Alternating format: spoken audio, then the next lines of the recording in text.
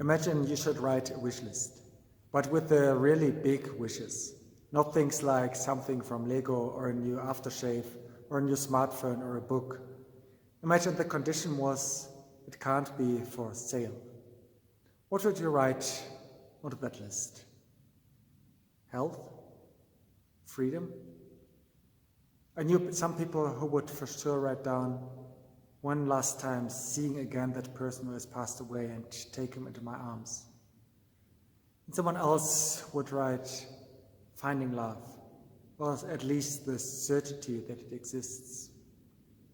And someone else might write, getting through this cancer treatment and have another few years. And someone else would write, that my kids and grandkids are okay, that they have a future. And I'm pretty sure that nearly all of us would have on our list, we wish that this pandemic is going to end soon. All great wishes, or things that no one can buy, things that can only be received as gifts. What would you have on your wish list? The prophet Micah writes, "But you, Bethlehem Ephratah, though you are small among the cities of Judah, but if you will come for me one who will be the ruler over Israel, whose origins are from of old, from ancient times. Therefore Israel will be abandoned until the time when she who is in labor bears a son, and the rest of his brothers return to join the Israelites. He will stand and shepherd his flock in the strength of the Lord, in the majesty of the name of the Lord his God.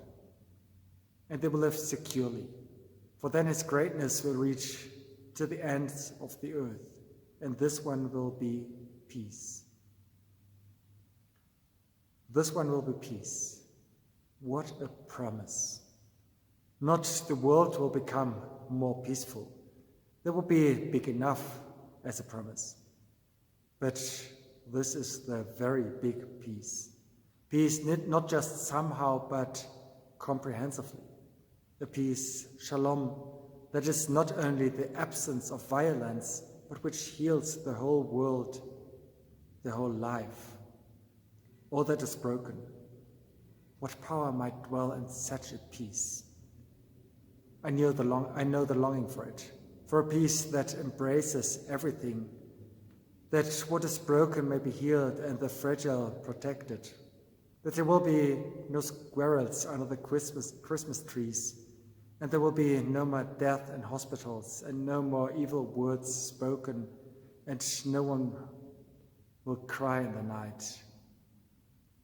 That the pandemic of which we are all so tired will come to an end, and people will be in each other's arms, and a sigh of relief goes through the world. This will be peace. Promise meets longing, and we in between on Christmas in 2021, with all that we bring with us to Bethlehem. Bethlehem, known from the Christmas story and elsewhere in the Bible.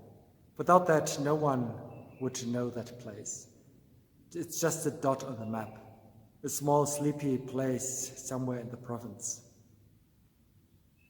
A place, though, with a great history.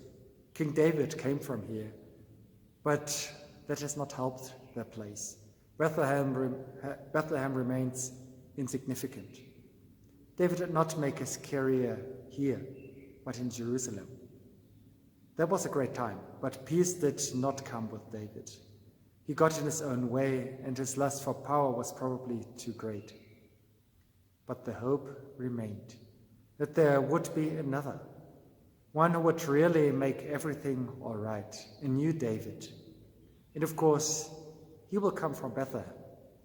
But you, Bethlehem Ephratah, though you are small among the cities of Judah, but if you will come for me, one who will be a ruler over Israel, writes Micah.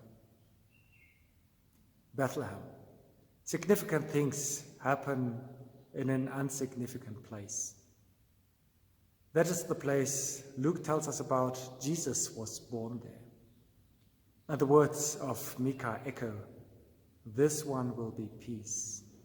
It begins, but it begins small. In a manger, a stable, with small people, a carpenter and his wife and some shepherds who have come from the field.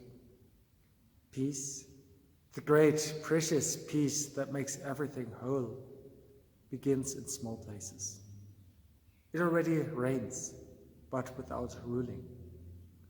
That sounds as paradoxical as it is. A peace that heals the world, it must be different from what it seeks to end.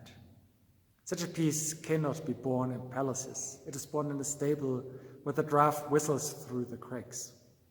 Such a place cannot play for safety, but on the contrary becomes the plaything of the powerful.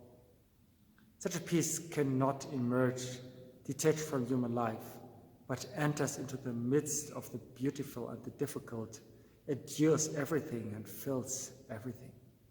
Such peace makes itself vulnerable. It will not take the easy way out. It can't do that without denying itself, but risks everything, really everything, the whole of its precious life. Because without that commitment, life would not be real. This peace has a name: Jesus. Bethlehem, which means translated house of bread, Beit Lechem, a good place for the one who will say, I am the bread of life.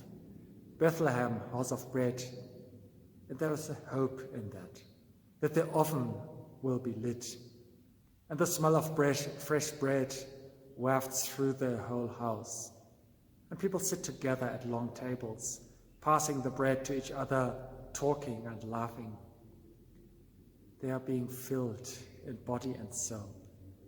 And God's shalom flows through the world, and everything can be healed in a stable, and on the shore of a lake in Galilee, and in your home, and in your heart.